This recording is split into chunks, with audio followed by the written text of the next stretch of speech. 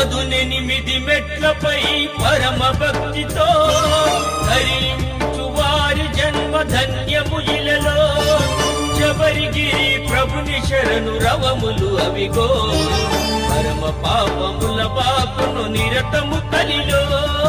స్వామి శరణమయ్యప్ప, శరణం శరణమయ్యప్ప, స్వామి శరణమయ్యప్ప, శరణం శరణమయ్యప్ప.